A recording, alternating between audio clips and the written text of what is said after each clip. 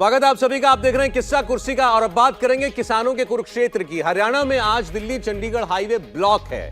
किसान कल से धरने पर बैठे हैं, सड़क पर ट्रैक्टर हैं, तंबू गड़ गए हैं। वही पूरा पैटर्न किसान आंदोलन वाला याद कीजिए, फिर से वो तस्वीरें दोहराई जा रही हैं और किसान इस बार जिद पर हैं कि एमएसपी की मांग पूरी करो और जब तक उनकी मांगे नहीं मानी जाती हाईवे से वो नहीं हटेंगे। साथ में बृजभूषण शरण सिंह की गिरफ्तारी का मुद्दा भी है। मांग है कि सूरजमुखी की फसल के लिए एमएसपी पर खरीद की जाए। विरोध प्रदर्शन के दौरान जिन किसान नेताओं को गिरफ्तार किया गया है उन्हें जल्द से जल्द रिहा किया जाए। किसानों का कहना है कि अगर ये मांगे पूरी नहीं हुई तो फिर और बड़ा आंदोलन करेंगे। किसान कानूनों की तर्ज पर जो आंदोलन हुआ था, देखिए आप तस्वीरें, ये हाईवे है, हाईवे पर ही तंबू जो हैं वो गाड़े जा रहे हैं। बताया गया है कि यहां भंडारा एक बार पहले की तरह फिर चलेगा और इसी तरह दूसरे राज्यों से तमाम किसान जो हैं वो यहां पर पहुंचते हुए दिखाई दे रहे हैं। तो ये मामला लगा नहीं था कि इतना बढ़ेगा। इसमें दो मामले दरअसल जुड़ गए हैं।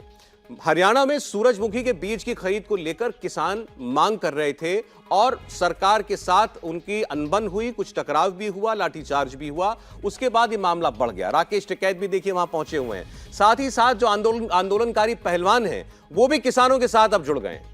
उनका कहना है कि हम अन्नदाताओं की मांग के साथ हैं, इनके धरने में भी शामिल होंगे, इनकी महापंचायत में भी शामिल होंगे। तो अब किस तरफ बढ़ता हुआ दिख रहा है ये पूरा मामला। हाईवे एक बार फिर से जाम और पहले ये बात कही जा चुकी है कि अगर सरकारें मांगे नहीं मानती हैं तो दिल्ली के बॉर्डर सील करने से भी गुरेज नहीं करेंगे किसान। तो पहले जरा किसानों की बात कर लें। प्रदीप जी, मामला जो था, शुरुआत हुई थी सूरजमुखी के बीज की एमएसपी पर खरीद को लेकर। सरकार कहती है हम खरीद कर रहे हैं, भावांतर के तहत किसानों को पैसा दिया जा रहा है, लेकिन फिर आंदोलन किस बात का? हाईवे क्यों जाम है? नहीं, जो भावांतर है उसमें भी 800-900 रुपए का एमएसपी से अंतर है। ये एक मांग है। सरकार की समस्या क्या है? सरकार की समस्या, जो एक बात तो मनोहर लाल खट्टर ने कही कि बाहर से भी आकर बेच रहे हैं किसान। तो क्या होता है? स्मगलिंग हो रही है। हाँ, स्मगलिंग ऐसे हो रही है कि आप हरियाणा के किसान हैं, हम किसी और प्रदेश के हैं, हम आए, आपको बेच दिया कम दाम पर, आप एमएसपी पर अगर सरकार खरीदेगी तो बेच लीजिए। तो इसको रोकना, देखिए एमएसपी क्यों डिक्लेयर करती है सरकार? वो ये घोषणा करती है कि हम जो खरीद करेंगे, सरकारी खरीद, वो इस भाव पर करेंगे, इसके नीचे नहीं करेंगे। लेकिन उसका ये मतलब नहीं होता कि जितनी उपज है वो सब हम खरीदेंगे। जो किसानों की यहाँ आंदोलन में मांग थी कि इसको कानून बना दिया जाए, कानून इसीलिए नहीं बन रहा है। अभी तो इसमें यही समझ में नहीं आ रहा है कि पहलवानों ने किसानों को हवा दी है कि किसानों ने पहलवानों को। दोनों मुद्दे इतने मिले हुए हैं। नहीं, ये मुख्य मुद्दा तो किसानों का ही है। पहलवान तो मतलब तात्कालिक, अभी उनकी समस्या, उनकी 3-4 महीने का मामला है। उससे पहले पहलवानों का तो कोई मामला था नहीं। तो चूंकि जाट प्रदेश का मामला है तो इसलिए और जुड़ गया है। देखिए, ये 2014 से हम लगातार सुन रहे हैं जाट नाराज हैं। 14 के बाद जो है 2 लोकसभा चुनाव हुए, उत्तर प्रदेश में 2 विधानसभा चुनाव हुए, हरियाणा में भी चुनाव हुआ और राजस्थान में भी हुआ। और आप देखिए कि हरियाणा के विधानसभा चुनाव में जाटों ने गांव-गांव जाकर कि किसी को भी वोट दे दो, बीजेपी को नहीं देना। बीजेपी की कुल 6 सीटें कम हुई। न तो उसका असर उत्तर प्रदेश में पड़ा, न ही हरियाणा में लोकसभा चुनाव में पड़ा या राजस्थान में। तो ये जो वर्ग है आंदोलन करने वाला और बड़ा वर्ग जो वोट देने वाला, उससे ये उनकी सोच, दोनों की सोच में अंतर नजर आता है। इस बार क्या होगा ये मैं नहीं प्रेडिक्ट कर सकता, लेकिन इतना तो कह सकते हैं जो पीछे हुआ है उसको देखते हुए, और वो बहुत बड़ा आंदोलन था। वो बहुत बड़ा आंदोलन था, उसके सामने अभी ये कुछ नहीं है। नहीं, मुझे नहीं लगता 47 के बाद किसानों का इतना बड़ा आंदोलन और इतने लंबे समय तक कोई आंदोलन चला हो। इसके बावजूद उसका पॉलिटिकल इम्पैक्ट या इलेक्टोरल इम्पैक्ट कहें, कुछ नहीं हुआ। तो जो हो रहा है इसका सरकार पर कोई असर पड़ेगा ये तय नहीं है। असर तो पड़ता है, सरकार को परेशानी होती है, दिक्कत होती है, सरकार के खिलाफ माहौल बनता है, एक स्टेज के बाद लोगों की सिंपैथी होने लगती है, ये सब समस्याएं होती हैं। लेकिन उसकी वजह से सरकार चली जाएगी ये मुझे नहीं लगता। एक बार जरा, चूंकि आपने जाटों की बात की है तो वो फैक्टर बहुत सही बात है कि बताया जा रहा है कि इतना नुकसान सरकार को हो सकता है। कहां है प्रभाव जाटों का, जाट समुदाय का? देखिए फिलहाल तो मामला यह है कि उत्तर प्रदेश और राजस्थान और हरियाणा ये 3 राज्य हैं। उत्तर प्रदेश में 17% आबादी, आप कह सकते हैं 12 लोकसभा और 60 विधानसभा सीटें। राजस्थान में 12% जाट आबादी है, 14 लोकसभा सीटों पर और 70 विधानसभा सीटों पर असर पड़ सकता है ये। और इसके अलावा हरियाणा में, जहां की बात अभी प्रदीप जी कर रहे थे, 28% जाट आबादी है। 10 में से 6 लोकसभा सीटों पर प्रभाव भी है। 35 विधानसभा सीटें, छोटा राज्य है हरियाणा, 90 सीटें हैं, 35 पर उनका कुछ प्रभाव माना जाता है। लेकिन यह भी समझा जाता है कि हरियाणा में कम से कम बीजेपी की सरकार में जाट फैक्टर एक किस्म से नगण्य हो गया, इसका प्रभाव नहीं पड़ता। हरियाणा की पॉलिटिक्स इस किस्म की है। लेकिन वेस्टर्न यूपी और राजस्थान जहां चुनाव होने जा रहा है, वहां पर इसका कुछ ना कुछ प्रभाव जरूर पड़ेगा। और चूंकि हम अभी बात कर रहे थे पहलवानों की भी, तो ये भी लोग सवाल बार बार पूछते हैं कि आखिर बृजभूषण शरण सिंह में ऐसा क्या है कि अगर सरकार का हाथ उसके ऊपर है तो किस वजह से है? ऐसी कौन सी पॉलिटिकल कॉस्ट चुकानी पड़ सकती है अगर बृजभूषण शरण सिंह के ऊपर कार्रवाई कर दी जाए? गोंडा से ये आते हैं, अब इसके आसपास के जो जिले हैं उसी में इनका कुछ प्रभाव माना जाता है। हालांकि हमारे मेहमान कहते हैं कि अपनी सीट पर ही कुछ कर लें उतना ही बहुत है, लेकिन लोगों के मन में ये सवाल है कि भाई एक तरफ 4 राज्यों में 40 सीटों का मामला है, दूसरी तरफ ये 1 या 4 सीट का आदमी बृजभूषण शरण सिंह, सरकार क्यों बचा रही है इसको? देखिए, सरकार बृजभूषण शरण सिंह को या सुषमा स्वराज या वसुंधरा राजे सिंधिया या टेनी, किसी को नहीं बचाती। सरकार अपनी पार्टी की छवि बचाने की कोशिश करती है। बृजभूषण शरण सिंह तभी तक सांसद रहेंगे जब तक बीजेपी के साथ हैं। आज वो अगर निर्दलीय रूप में लड़े तो अपनी सीट नहीं बचा सकते हैं। तो ये जो माहौल बनाया जा रहा है कि 5 सीट 10 सीट पर असर डालेंगे, वैसा कुछ है नहीं। लेकिन उनके जेल जाने का मतलब है बीजेपी एमपी जेल गया इस आरोप में। मामला कुल इतना होता है। आप देखिए, इस सरकार में पिछले 9 साल में कोई इस्तीफा आरोप पर नहीं हुआ। बृजभूषण कुछ दे देगा पॉलिटिकली, वो बात नहीं है। सवाल यह है कि भाई बीजेपी का एमपी जेल जाएगा तो छवि पर दाग लगेगा। ठीक है, हरियाणा और प्लस बृजभूषण, ये पूरा मामला आपको लगता है अब इसका कहीं ना कहीं निपटारा करना पड़ेगा सरकार को? जरूरत से ज्यादा खिंच गई दोनों बातें। नहीं, देखिए, जहाँ तक हरियाणा वाली बात है, जो जाट वाली बात अभी आप कह रहे थे, जाट नाराज नहीं होते, रूठ जाते हैं। रूठने और नाराज होने में फर्क है। अच्छा ना, तो वो रूठ गए, बाद में चुनाव आया, नेता लोग गए, मैनेजमेंट हुआ, मान गए। तो हरियाणा भी मान गए, वेस्टर्न यूपी भी मान गए। तो अभी तो रूठने की स्थिति नाराजगी में बदलेगी कि नहीं बदलेगी, ये सवाल है। पहलवानों वाला मामला थोड़ा सा फर्क ये है कि दरअसल पहलवानों वाला मामला महिलाओं के सम्मान से जुड़ा हुआ है।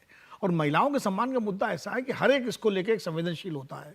और निश्चित रूप से इसका समाधान जितनी जल्दी से जल्दी हो जाए उतना ही बीजेपी के लिए भी हितकर है और सबके लिए हितकर है, पहलवानों के लिए भी। और अच्छा, ये संयोग की बात है क्योंकि पहलवान वो हरियाणा के ही हैं। अच्छा, जाट बिरादरी से ही आते हैं, तो वो चीज़ें कन्वर्जेंस हो जाती है कि किसान और पहलवान, और वैसे भी किसानों के बेटे ही पहलवानी करते हैं, उन्हीं की संतानें जो है ज़्यादातर। कभी आपने नहीं देखा होगा कि व्यापारियों के बेटे या अफसरों के बेटे या नेताओं के बेटे पहलवानी कर रहे हो। ज़्यादातर सेना में, पहलवानी में, खेल कूद में किसानों के गांव के ही बच्चे ज़्यादा जाते हैं। तो वो भी एक कन्वर्जेंस है।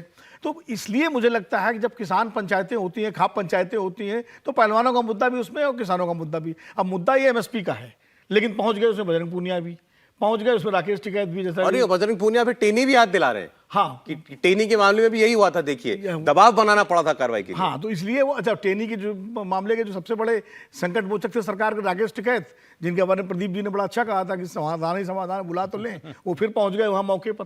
तो कोई भी ऐसा आंदोलन हो किसानों का जहाँ राकेश टिकैत न पहुंचे, तो मुझे लगता है कि अब राकेश टिकैत पहुंच गए हैं तो अभी तो किसानों का ही भला हो कि कुछ। अब जरा इस पर एक बार आपको इन दोनों विषयों से जोड़ते हुए हरियाणा की राजनीति को भी समझना चाहिए। आप हरियाणा की पॉलिटिक्स को फॉलो करते हैं अगर, तो इन दिनों आप सुन रहे होंगे कि वहां पर दुष्यंत चौटाला और मनोहर खट्टर के बीच में सब कुछ ठीक नहीं चल रहा है।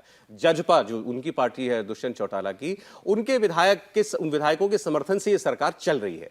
लेकिन अब दोनों तरफ से खूब तीखे बयान भी आने लगे हैं। बताया जा रहा है कि दुष्यंत चौटाला के ऊपर बड़ा दबाव है, किसानों के मुद्दे पर भी और पहलवानों के मुद्दे पर भी, कि कुछ करें, कुछ कहें, लेकिन वो बोल नहीं रहे हैं। और इस बीच बीजेपी ने अपनी तरफ से ऐसे फीलर्स देने शुरू कर दिए हैं कि अगला चुनाव हम अपने आप लड़ेंगे, आप हमारे साथ थे, बड़ा धन्यवाद आपका, आपने हमें कुछ दिया तो हमने भी आपको, आपके लोगों को मंत्री बनाया। उसमें उनका भी फायदा है, दुष्यंत चौटाला का भी, क्योंकि वो चुनाव आ रहे हैं ना, तो दबाव उनके ऊपर जो किसानों का और जाटों का है वो पड़ रहा है। तो अगर बीजेपी से अलग लड़ेंगे तो फिर अपनी कुछ ना कुछ जो है। क्या क्या भूमिका बन रही है हरियाणा सरकार में? देखिए, दो चीजें हैं। एक तो ये कि हरियाणा की राजनीति जाट डोमिनेंस की राजनीति जो खत्म हुई है। तो जो कहा जाता है कि जाट कोई भाजपा से बार बार नाराज होते हैं, वो कोई ऐसा नहीं है कि इस किसान आंदोलन या ये पहलवान आंदोलन इस सब की वजह से नहीं है। जो जाट डोमिनेंस की राजनीति जो हुड्डा के पास थी, जो दूसरे परिवारों के पास थी, वो खत्म हुई, मनोहर लाल खट्टर के पास आई, जो एकदम अलग है, नॉन जाट जो कॉम्बो है वो आता है। यहां अगर हम मुजफ्फरनगर मेरठ की बात करें तो जो 36 बिरादरी में 34.5 आती है उसकी बात आती है, जो एक समय में कहा करते थे चरण सिंह की अगर ये गड़बड़ हो गई तो हमारी राजनीति खत्म हो जाएगी, जिसको जयंत नहीं संभाल पाए। अब सवाल ये है कि क्या हरियाणा के ये जो आंदोलन हो रहे हैं ये पूरा जाट बेल्ट को नाराज करेंगे?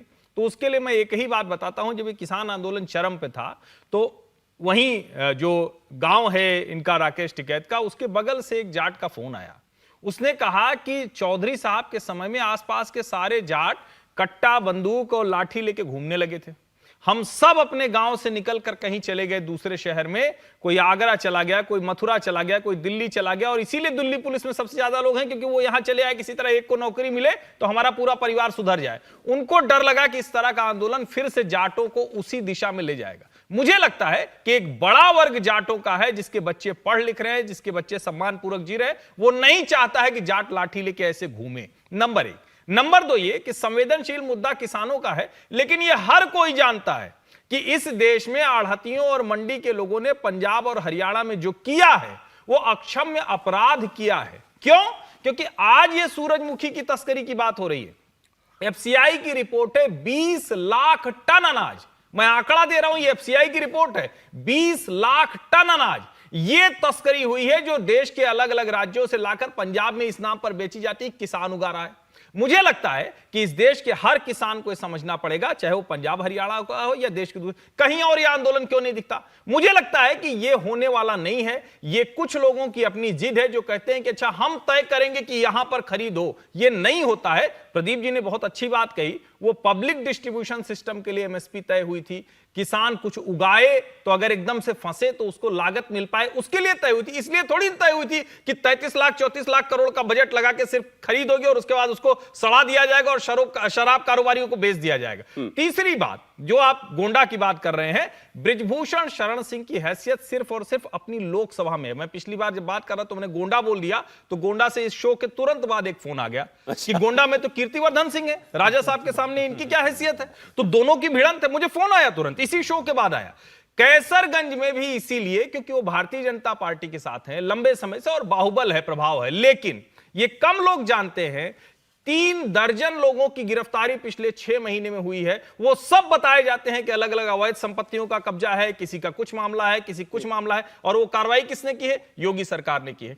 तो ये कहना, ये लोग कौन थे जिनके ऊपर कार्रवाई? कहा जाता है कि सब बृजभूषण के इर्द गिर्द के लोग हैं। ये सीधे तौर पर योगी जी कार्रवाई कर रहे हैं बृजभूषण के लोगों पर। कानून व्यवस्था के मामले में कोई भी होगा उस पर कार्रवाई होगी। ये उत्तर प्रदेश ये बड़ी में चर्चा नहीं हो चलती है कि योगी जी और बृजभूषण का जो आंकड़ा है 36 ना कहिए लेकिन अनबन तो है। नहीं, जो भी इस तरह से करेगा, उत्तर प्रदेश में जो माहौल बना है, योगी जी की सरकार जैसी चल रही है, उसमें किसी के लिए छूट नहीं है कि आप हमारी पार्टी के हैं तो इसलिए आपको छूट मिल जाएगी, इसलिए आप गुंडागर्दी कर सकते हैं। तो कानून तोड़ेंगे तो उसकी सजा मिलेगी। ये एक बड़ा सीधा सा मैसेज है। बड़ा इंटरेस्टिंग थॉट मेरे विचार में अभी आप भी कह रहे थे, अगर ये पहलवानों वाली एफआईआर यूपी में दर्ज हुई होती तो बहुत सी बातें होती। मुझे लगता है टेनी मामले में जैसा योगी सरकार ने किया था, कुछ वैसा ही होता। बृजभूषण शरण सिंह तो राजपूत भी है, जो एक और आरोप लगाया जाता है। नहीं, कहने वाले तो ये कहते हैं कि पार्टी की अपनी अंदर जो भी पॉलिटिक्स होती है उसमें कोई जो है बृजभूषण शरण सिंह को योगी जी के सामने खड़ा करना चाहता है। नहीं, जो ये कहता है उसको समझ राजपूत वाला बना नहीं, उसको समझ नहीं है कि अंतर क्या है योगी जी में और बृजभूषण शरण सिंह में। कोई तुलना ही नहीं है। मतलब खड़ा कर इच्छा होना एक बात है, वास्तविकता दूसरी बात है।